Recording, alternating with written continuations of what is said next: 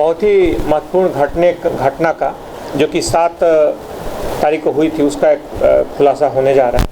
यह एक बड़ी ही चुनौतीपूर्ण घटना थी और पुलिस ने उसको उसी तरह युद्ध स्तर पर एक चुनौती के रूप में लिया था और अंततः इसके जो आरोपी हैं, प्रमुख आरोपी और प्रमुख गई उसकी प्रमुख हिस्सा, एक प्रमुख रकम उसने पुलिस ने जब्त कर लिया है।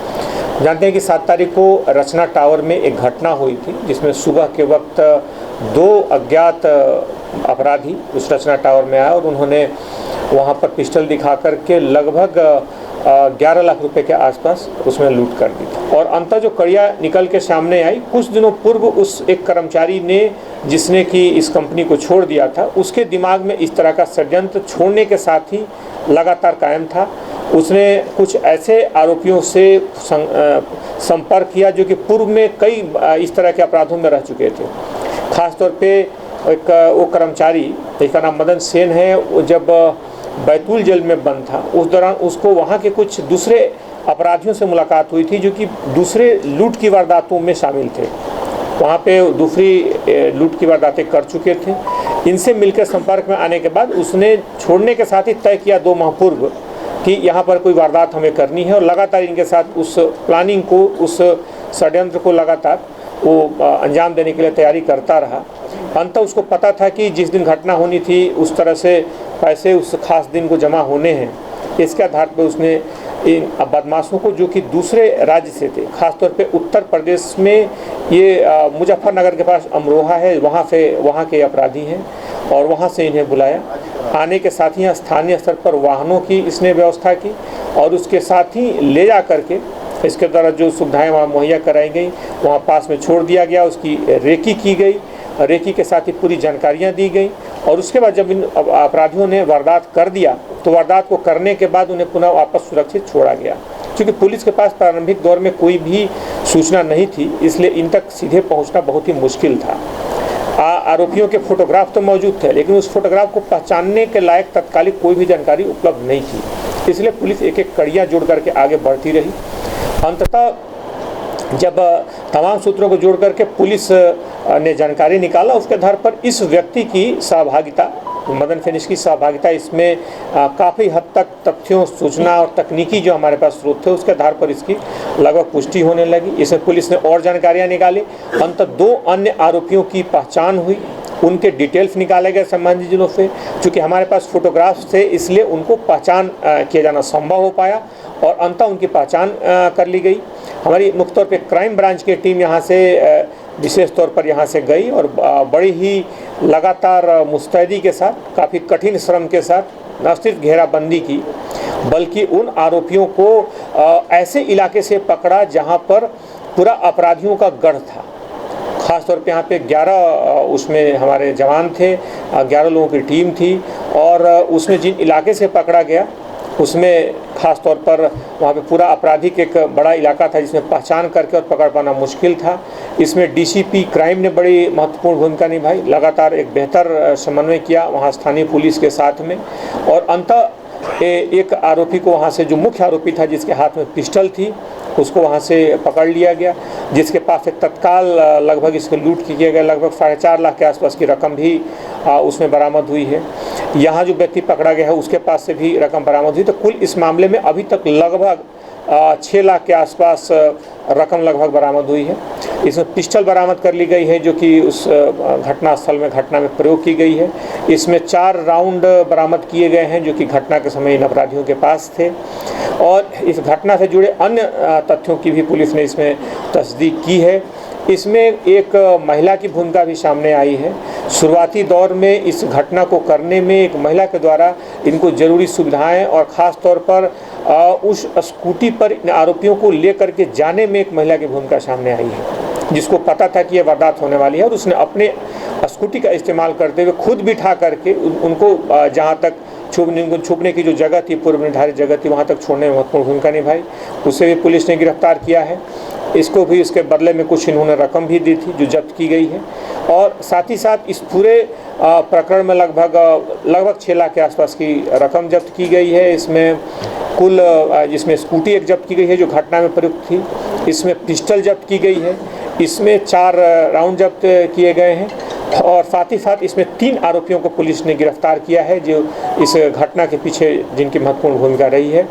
इस घटना का एक दूसरा पहलू है कि अगले सप्ताह 1 सप्ताह बाद इन आरोपियों का बैतूल में एक दूसरी घटना का इनकी योजना थी जो खासतौर पे इसी तरह की लूट थी।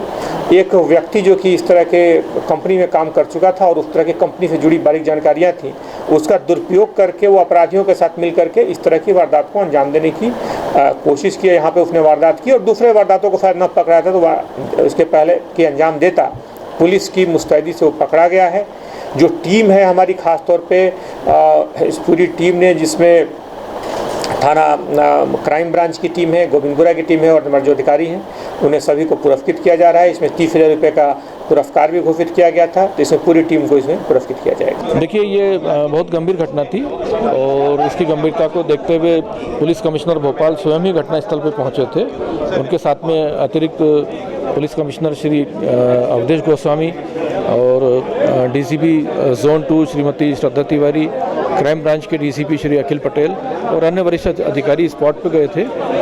प्राइमा फेसी पूछताछ में ये मालूम पड़ा कि कंपनी से लगभग 11 लाख रुपए का केस, जो कि 4 दुकानों का था, वो 2 अज्ञात व्यक्तियों द्वारा कट्टा अड़ाकर लूट के ले जाया गया है। इस स्पॉट का निरीक्षण करने के बाद वरिष्ठ अधिकारियों द्वारा 8 टीमें इसमें बनाई गई थी, जिनके द्वारा शराब कंपनी के 28 से अधिक कर्मचारियों से गहनता से पूछताछ की गई।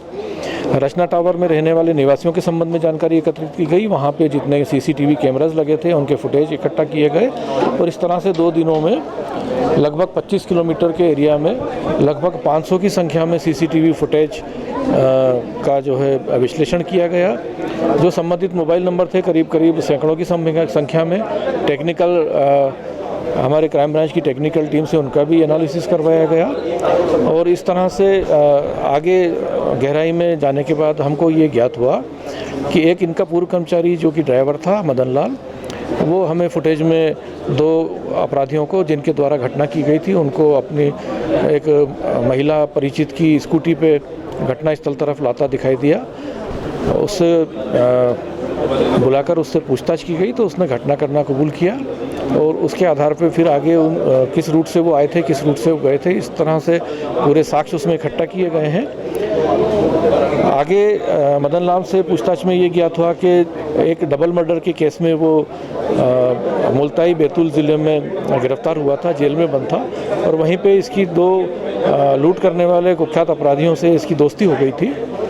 तो वहाँ से रिहा होने के बाद जब ये कंपनी में कार्य कर रहा था तो इसकी नीयत ख़राब हो गई कि यहाँ बड़ी मात्रा में कैश लाया जाता है और उस कैश को उड़ाने की प्लानिंग इसके द्वारा एक अपनी महिला मित्र है सुषमा रायकवार, उसके साथ में योजना बनाई गई। योजना बनाकर इसने बागपत हरियाणा से अपने 2 मित्रों को जो कि अपराधी हैं उनको बुलाकर और ये वारदात करना अभी तक की पूछताछ में ज्ञात हुआ है।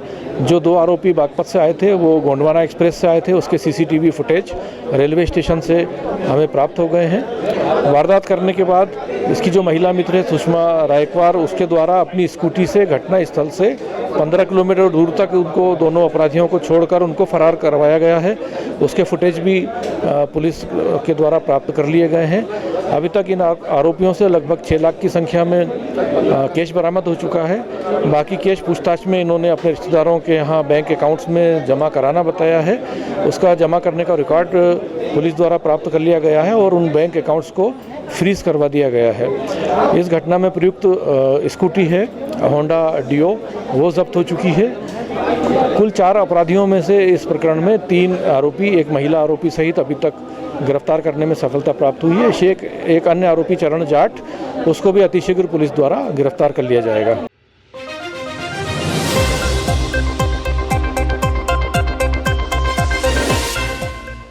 Rabindranath Tagore University Bhopal NIRF ranked for 5 consecutive years। 600 से ज्यादा company types. Rabindranath Tagore University।